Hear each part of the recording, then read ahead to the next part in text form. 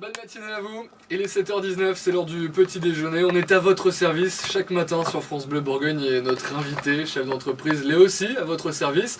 Il y a 3 ans, il a créé s'il vous plaît Repassé à Dijon, une entreprise de services de ménage et de repassage. Il était avant commercial, sa conjointe dans la restauration et tous les deux voulaient finalement une entreprise, avoir de vrais horaires, va-t-il nous dire. Nous allons savoir comment on se lance, comment on gère une société de services à Dijon, le quotidien de notre chef d'entreprise également. Ce matin, nous prenons le café avec Bilal Benedif. Bonjour Bonjour, et merci d'être avec nous sur France Bleu c'est moi Bourgogne. qui vous remercie. France Bleu Bourgogne, jusqu'à 9h, Cyril Hinault. Alors revenons un petit peu sur votre histoire. Finalement, c'est une vraie aventure. Qu'est-ce qui vous a donné envie de monter cette société qui aujourd'hui s'appelle s'il vous plaît Repassé? J'ai toujours été au contact des gens et c'est vrai que ça m'a toujours plu d'aider les gens, et c'est un service qui est assez simple à apporter de tous. Et je me suis lancé tout bêtement dans ce service et ça a adhéré, les clients ont adhéré et ça fait 3 ans que je fais ce métier maintenant. C'est facile de se lancer, de se dire allez je monte ma boîte, enfin voilà, hein, on se dit ça j'imagine dans la tête, allez je monte ma boîte, je me lance et j'y vais. En fait, j'ai eu plusieurs entreprises à la base qui n'ont pas spécialement abouti. Et c'est vrai que j'ai appris avec le temps et l'expérience que c'était bien de commencer tout, on va dire, avec ce qu'on a, Ouais. c'est-à-dire avec pas grand-chose au début. Et c'est vrai que ça a plutôt réussi. Les gens, ils aiment la simplicité.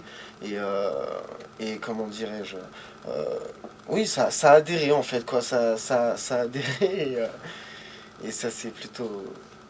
Plutôt bien placé, ouais. Voilà. C'est vrai que dans l'histoire, les grands chefs d'entreprise ont démarré avec finalement pas grand chose. Hein. Avec pas grand chose, et les gens, ce qu'ils aiment, c'est voilà, le sérieux, les gens qui sont ponctuels, les gens vrais, voilà. Et c'est vrai que bon, ce qu'on reproche aux grosses entreprises, c'est qu'il n'y a peut-être pas de suivi. Et, il y a beaucoup de personnes, là c'est vrai on est deux, on a commencé à deux.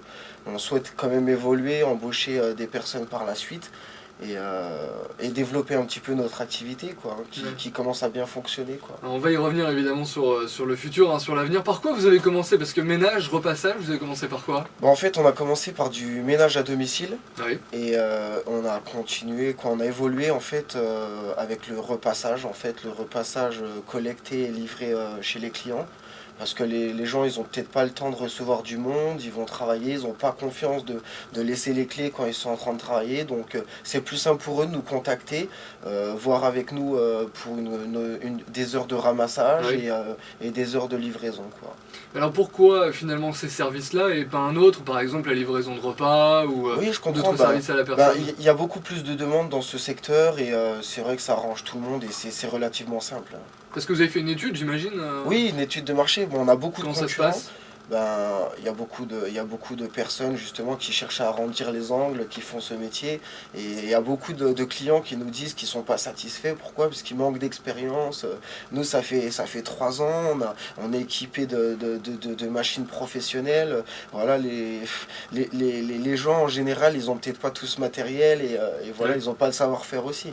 Vous, quand vous avez fait une étude de marché, vous m'avez dit j'ai aussi appelé les entreprises moi-même. Finalement, je me suis mis dans la chemise Oui, du voilà, client, quoi. je me suis mis, puis il y a pas de suivi, quoi. Il y a beaucoup de gens qui Ouais. répondent pas, qui sont pas pros, et les gens, justement, quand ils ont l'argent à mettre et qu'ils ont besoin de service, c'est tout de suite, quoi. Faut être vraiment à leur disposition. Et vous allez pas vous faire de copains On n'est pas là vraiment pour faire des amis, on est là pour travailler et satisfaire notre clientèle. Parce qu'il y a quand même beaucoup de monde, il faut le dire, hein, sur Dijon dans ce domaine-là. C'est facile de se faire une place aussi.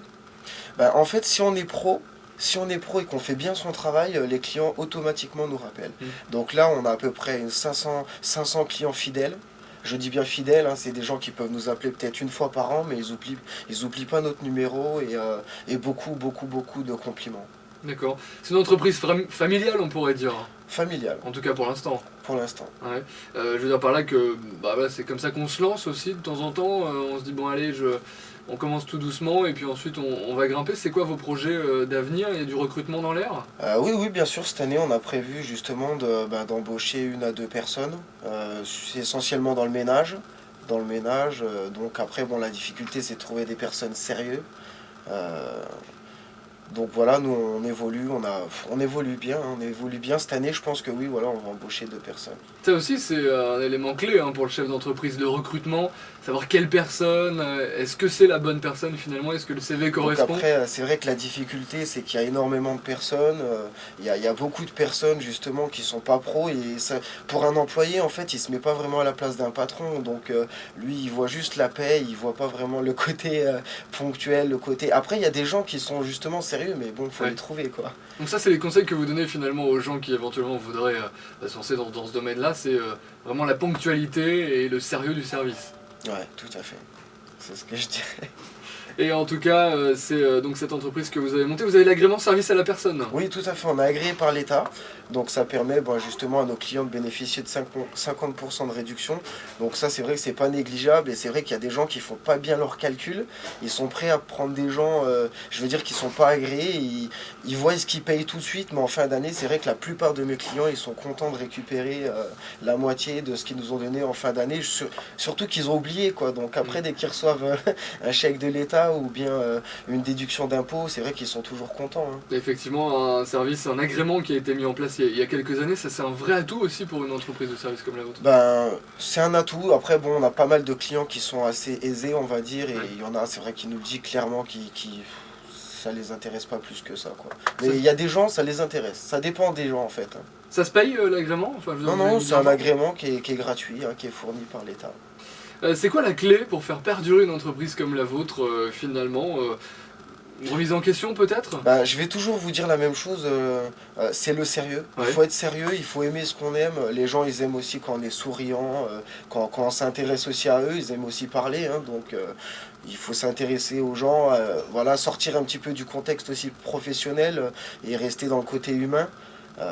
Et voilà quoi, il y a des gens qui ont besoin de parler, il y a des gens... Oui, voilà. L'humain est très important. Voilà, le côté humain. Après, ça, c'est ce que j'ai appris aussi quand j'ai été commercial. Il y a des gens, on va dire, qui n'ont pas eu aussi mon parcours. Donc, il y a des choses qui s'apprennent quoi, avec le temps et l'expérience. Et ça ne s'invente pas. Quoi. Donc, moi, c'est sûr que dans ce côté-là, je triche pas. Quoi.